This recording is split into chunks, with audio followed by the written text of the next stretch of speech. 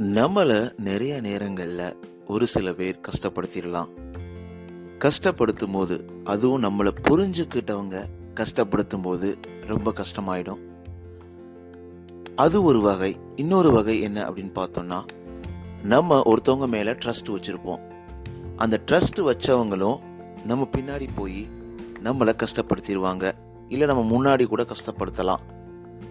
இந்த மாதிரி நிறைய நேரங்களில் நிறைய பேர் நம்மளை கஷ்டப்படுத்திக்கிட்டு தான் இருப்பாங்க.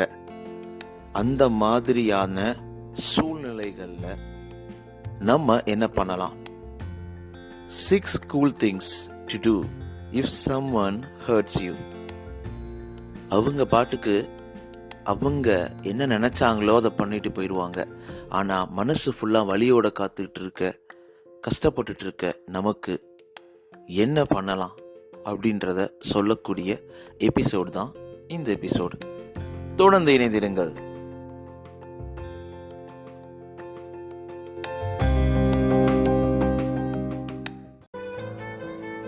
நீங்கள் சிரிக்கின்ற போதிலும் அழுகின்ற போதிலும் வழித்துணை போலவே என் குரலுடன் தோன்றுவேன். நீங்க கேட்டுக்கிட்டு இருக்கீங்க RJ Mano, Tamil self help improvement motivational podcast. இது உங்களோட நம்பிக்கை. உங்களால் நான், உங்களால் மட்டுமே நான்.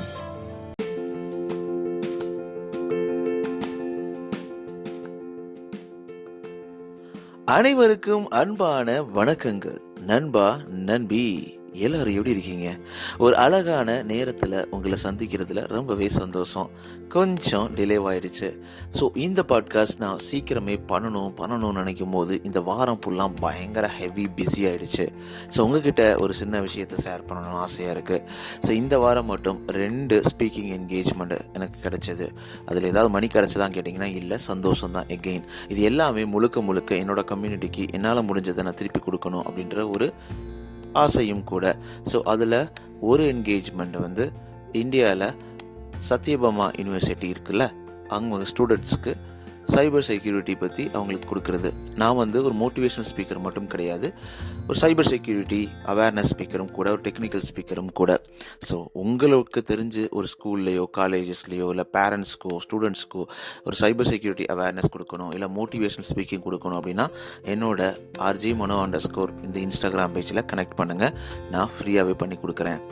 ஸோ அது சந்தோஷத்தை உங்கள்கிட்ட தெரிவிக்கணும். அதனால தான் கொஞ்சம் லேட் ஆயிடுச்சு. ஸோ எதுவாக இருந்தாலும் உங்களுடைய சப்போர்ட்னால மட்டும்தான் இந்த அளவுக்கு ரன் பண்ண முடியுது. நீங்கள் இல்லைன்னா இந்த பாட்காஸ்ட் கிடையாது.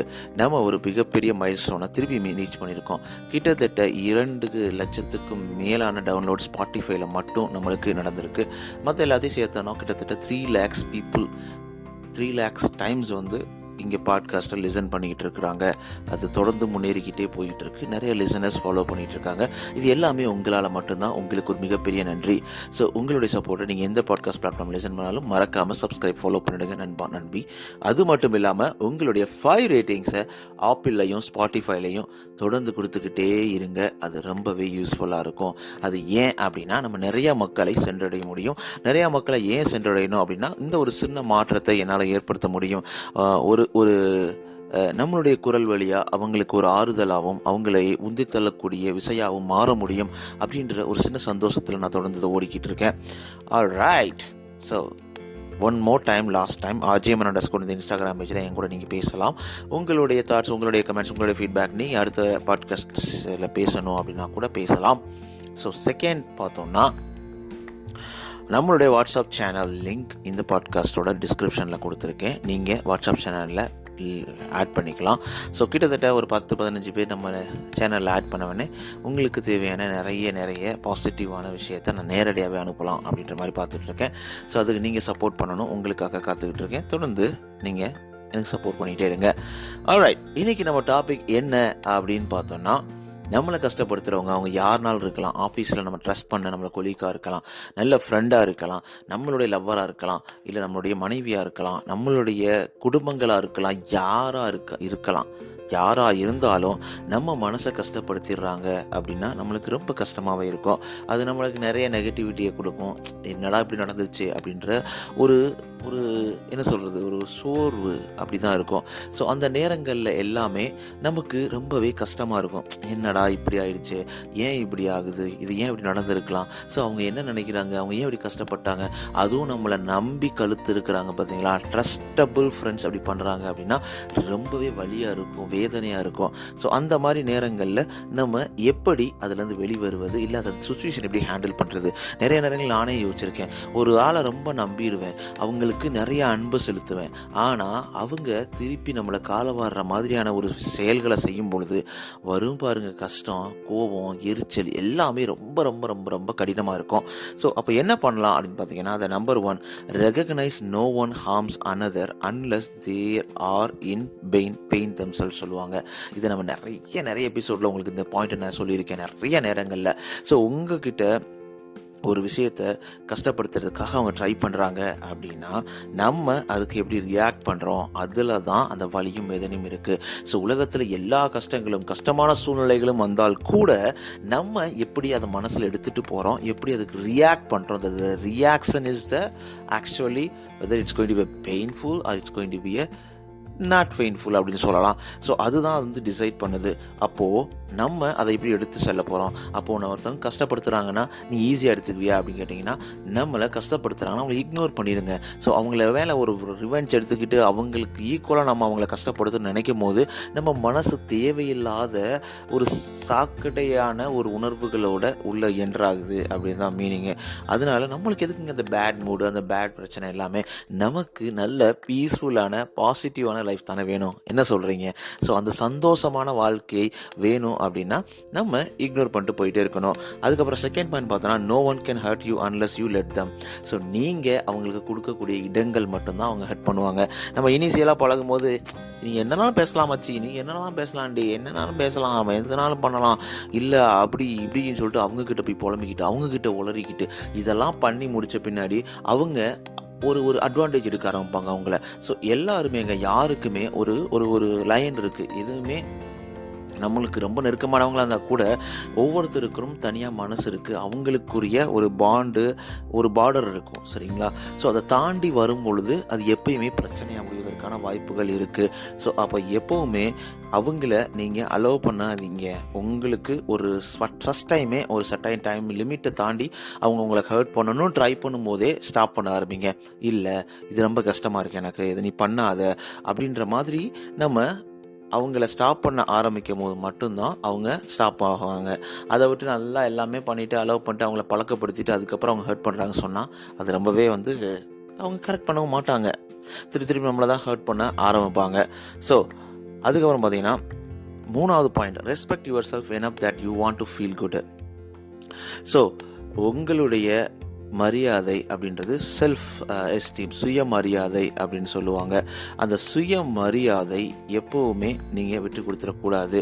ஸோ எல்லா நேரங்களையும் உங்களை நீங்கள் உயர்வாக நினைக்கணும். ஸோ நீங்களே உங்களை தாழ்வாக நினச்சிட்டு மற்றவங்கக்கிட்ட நீங்கள் நெருக்கமாக இருக்கலாம், இல்லை உங்கள் வெல்விசர்னு தெரியாமலே, இல்லை வெல்விசர் இல்லாமல் கூட இருக்கலாம், அவங்கக்கிட்ட போயிட்டு தேவையில்லாமல் உங்களுடைய நெகட்டிவான விஷயங்களை அதிகமாக சொல்லி எனக்கு இந்த மாதிரி ஒரு பழக்கம் இருக்குது, இந்த மாதிரி ஒரு பிரச்சனை இருக்குது, நான் எப்பயுமே சோர்வடைந்திருப்பேன், எப்போ பார்த்தாலும் எனக்கு வந்து இந்த வாழ்க்கையே இப்படி தான் போயிட்டுருக்கு அப்படின்ற மாதிரி புலம்பலாங்க. ஒரு நல்ல வெல்விசர்ட்டை புலம்பும் போது அது எப்பயுமே பாசிட்டிவான கிரிட்டிக்ஸாக மாறும். பாசிட்டிவான கிரிட்டிக்ஸ் வரும்போது நம்மளுடைய வாழ்க்கை அடுத்த இலக்கை நோக்கி ஓட ஆரம்பிக்கும். அதே ஒரு நெகட்டிவான கிரிட்டிக்ஸ் நம்மளை வரும்போது அது உண்மையோ பொய்யோ பட் ஆனால் நம்மளை கீழே பின்னோக்கி தள்ள ஆரம்பிக்கும் அப்படின்றதுல சந்தேகமே கிடையாது. ஸோ அதனால எப்போவுமே பாசிட்டிவான கிரிட்டிக்ஸ் தான் எடுத்துக்கங்க, நெகட்டிவான இக்னோர் பண்ணிட்டு போயிட்டே இருங்க. ஸோ அப்போ என்னன்னா உங்களை நீங்கள் எந்த அளவுக்கு நீங்கள் உயர்வாக நினைக்கிறீங்க, அதில் இருந்து தான் மற்றவங்க உங்களை எப்படி பார்க்குறாங்க அப்படின்றதையே வந்து உருவாக ஆரம்பிக்கும். அதனால் அந்த மாதிரி தான் நீங்களும் உங்களுடைய இமேஜை கொண்டு போகணும். ஸோ அடுத்த பாயிண்ட் பார்த்தோன்னா, consider how you may have contributed to the situation. So sometimes என்ன நடக்கலாம் அப்படின்னா, சில நேரங்களில் நம்ம அடுத்தவங்களை பற்றி அவங்கக்கிட்ட போய் பேசிக்கிட்டே இருந்திருக்கலாம், அது ரொம்ப தப்பு தானே. அதே மாதிரி அவங்கள ரொம்ப என்கரேஜ் பண்ணியிருக்கலாம், அவங்க கூட அவங்களுக்கு நிறைய இடம் கொடுத்துருக்கலாம். இந்த மாதிரி நம்மளால் இந்த பிரச்சனை வந்திருக்க வாய்ப்பு இருக்கா ஃபஸ்ட்டு அப்படின்ற மாதிரி யோசிக்கணும். ஸோ ஒரு சில நேரங்களில் நம்மளே ட்ரிகர் பண்ணியிருக்கக்கூடிய வாய்ப்பு இருக்குது. அவங்கள தேவையில்லாமல் 2-3 வார்த்தைகளை ஓட்டி இருக்கலாம். ஸோ அவங்களுக்கு பிடிக்காத ஒரு விஷயங்களை 4 பேர் முன்னாடி 5 பேர் முன்னாடி அவங்கள கஷ்டப்படுத்தியிருக்க வாய்ப்பு இருக்குது. ஸோ அப்போ என்ன பண்ணுவாங்கன்னா, அவங்க மனசில் வச்சுட்டு கரெக்டான டைம் கிடைக்கும் போது நம்மளை ஹர்ட் பண்ணியிருப்பாங்க. ஸோ இந்த மாதிரியான சுச்சுவேஷன்ஸில் நம்ம என்ன பண்ணணும் அப்படின்னா, அவங்களுக்கு எந்த நேரத்துலையும் நீங்கள் வீக்குன்றதையோ இல்லை உங்களுடைய அந்த நெகட்டிவ் கேரக்டர் அவங்க மேலேயோ இல்லை மற்றவங்கள பற்றி அவங்ககிட்டயோ பேசுகிறது கூடவே கூடாதுங்க. எப்போவுமே நீங்கள் ராஜா தான், ராணி தான். ஸோ உங்களுடைய திறமைகளையும் உங்களுடைய அந்த ஒரு பவர்ஃபுல்லான வாழ்க்கையையும் புரிஞ்சுக்கிட்டு இருக்க நல்ல நண்பர்கள், நல்ல வெல்விஷர்ஸ் இருக்கிறாங்கன்னா சந்தோஷம்.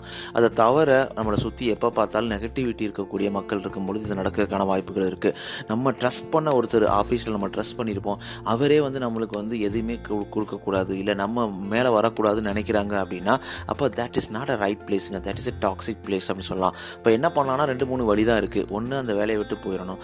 இல்லை அவர்கிட்ட போய் நேரடியாக பேசி சரி பண்ணணும். இல்லை அப்படின்னா நம்ம இக்னோர் பண்ணிட்டு போயிட்டே இருக்கணும். நம்மளுக்கு என்ன தேவை, என்ன ப்ரையாரிட்டி அப்படின்றத மட்டும் மனசில் வச்சுட்டு மூவ் ஆன் பண்ணிட்டு போயிட்டே இருக்கணும். ஸோ அடுத்த பாயிண்ட் பண்ணால் எக்ஸ்டெண்ட் கைண்ட்னஸ். லவ் தாங்க வாழ்க்கை. ஸோ வாழ்க்கை அன்பை பரிமாறுங்க. ஸோ அவங்க கொடுக்கலையே அன்பை நீங்கள் ஸ்டார்ட் பண்ணுங்கள். கண்டிப்பாக அவங்களே உணர்வாங்க. அவங்க உணர்ந்த பின்னாடி அவங்க மேலே ரொம்ப அன்பாகவும் இருப்பாங்க. அதனால எந்த நேரத்துலையும் அன்புக்காக கெஞ்சாதீங்க, அன்புக்காக உருகாதீங்க. அன்பை நோக்கி ரொம்ப ரொம்ப ரொம்ப ரொம்ப ரொம்ப நம்மளை தாழ்த்திக்கிறாதீங்க.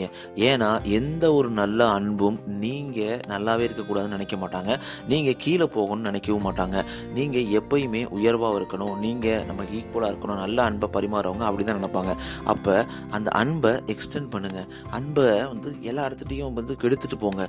நீங்கள் எப்போ பார்த்தாலும் நான் இப்படி தான் இறுக்கமாக தான் இருப்பேன், மூஞ்சி அப்படி உருன்னு தான் வச்சுக்கிட்டு இருப்பேன், ஆனால் மற்றவங்க எல்லோரும் என்கிட்ட அந்த அன்பாக பேசணும்னு நினச்சிங்கன்னா என்னங்க நடக்கும்? ஸோ என்ன நம்ம கொடுக்குறோமோ அதை தான் நம்ம திரும்ப பெற முடியும். வினை விதைத்தவன் வினை இருப்பான், திணை விதைத்தவன் திணை இருப்பான் அப்படின்றத நம்ம நல்லா புரிஞ்சுக்கணும். ஸோ அதுக்கப்புறம் லாஸ்ட்டு, இதெல்லாம் இருந்தும் மனசு நிம்மதியே இல்லைப்பா, ரொம்ப கஷ்டமாக இருக்குது, என்னால் அது இதுலேருந்து வெளிவர முடிஞ்சாலும் உடனே வர முடியலை, இப்படின்ற மாதிரி பிரச்சனைகள்லாம் இருக்கும்போது என்ன பண்ணலாம் அப்படின்னா, நம்ம என்ன பண்ணலாம்னா, நம்ம மனசை டைவெர்ட் பண்ணுற மாதிரி எக்ஸசைஸ் பண்ணுறது, மெடிடேஷன் பண்ணுறது, இல்லை நல்ல வெல்விஷர்கிட்ட பேசுகிறது, நம்ம பாட்காஸ்ட்டை கேட்குறது, ஏன் கூட நீங்கள் சேட் பண்ணுறது, இந்த மாதிரி ஒரு பாசிட்டிவான கண்ணோட்டத்தோட வாழ்க்கையை எடுத்து செல்லும் பொழுது நம்மளை ஹர்ட் பண்ணணும்னு நினச்சவங்க கூட அவங்க மாற்றிக்குவாங்க அவங்களோட ஸ்ட்ராட்டஜியை.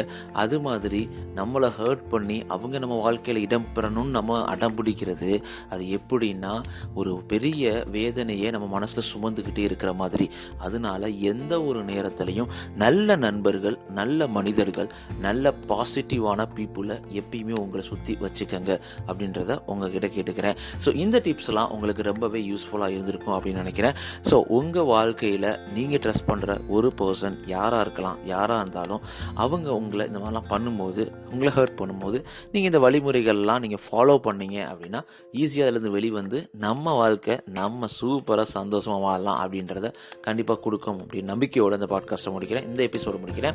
ஸோ அடுத்த எபிசோடில் இன்னும் சூப்பரான டாப்பிக்கோடு உங்களை சந்திக்கிறேன். அது வரைக்கும் உங்களிடமிருந்து விடைபெறுவது ஆர்ஜே மனோ. நீங்கள் கேட்டுக்கிட்டீங்க RJ Mano, Tamil self help motivational improvement podcast. நான் உங்கள்கிட்ட பேசிகிட்டு இருக்கேன் மனோ. இது உங்களோட நம்பிக்கை. உங்களுக்காக RJ_Mano_ இந்த இன்ஸ்டாகிராம் பேஜில் காத்துட்டு இருக்கேன். உங்களுடைய மெசேஜ், உங்களுடைய தாட்ஸ், உங்களுடைய எந்த ஃபீட்பேக் எதுவாக இருந்தாலும் அதில் நீங்கள் எழுதி அனுப்புங்க. ஸோ நம்மளுடைய வாட்ஸ்அப் சேனல் லிங்க் இந்த பாட்காஸ்ட் டிஸ்கிரிப்ஷனில் இருக்குது. நீங்கள் இந்த வாட்ஸ்அப் சேனலில் ஜாயின் பண்ணிக்கலாம். என்னோட அப்டேட்ஸ் உங்களுக்கு தொடர்ந்து வந்துகிட்டே இருக்கும். ஸோ அது மட்டும் இல்லாமல் நம்மளுடைய பாட்காஸ்ட்டில் அடுத்த என்ன டாபிக் பேசலாம் அப்படின்ற மாதிரி ஐடியா இருந்தால் கூட நீங்கள் எழுதி அனுப்பலாம். இல்லை என் கூட நீங்கள் பேசணும், என்னோட இந்த பாட்காஸ்ட்டில் இடம் பெறணும் அப்படின்னாலும் நீங்கள் பண்ணலாம். அது மட்டும் இல்லாமல் நம்மளுடைய வெப்சைட் லிங்க் www.rjmanospeaker.com. இந்த வெப்சைட்டில் நான் என்னென்னலாம் கம்யூனிட்டிக்காக நான் பண்ணிக்கிட்டு இருக்கேன், என்னோடய டைம் ஒதுக்கி அப்படின்ற மாதிரி நிறையா இன்ஃபர்மேஷன்ஸ் இருக்கும். அதில் நீங்கள் பார்த்துட்டு உங்களுக்கு அந்த மாதிரி ஏதாவது சர்வீசஸ் தேவை, இன்கேஸ் ஒரு மோட்டிவேஷனல் ஸ்பீச் வேணும், உங்கள் ஸ்கூலில் நீங்கள் படிக்கிற ஸ்கூலில், இல்லை உங்கள் காலேஜில், இல்லை உங்கள் ஒர்க் பிளேஸில் வேணும் அப்படின்னா கரெக்டாக காண்டாக்ட் பண்ணுங்கள்.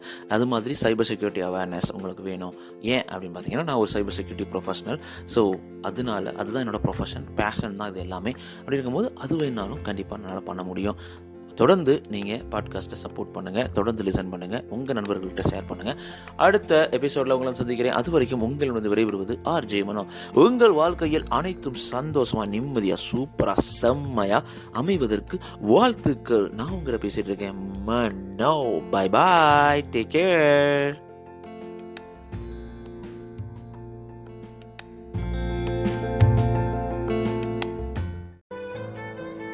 நீங்கள் சிரிக்கின்ற போதிலும் அழுகின்ற போதிலும் வழித்துணை போலவே என் குரலுடன் தோன்றுவேன்.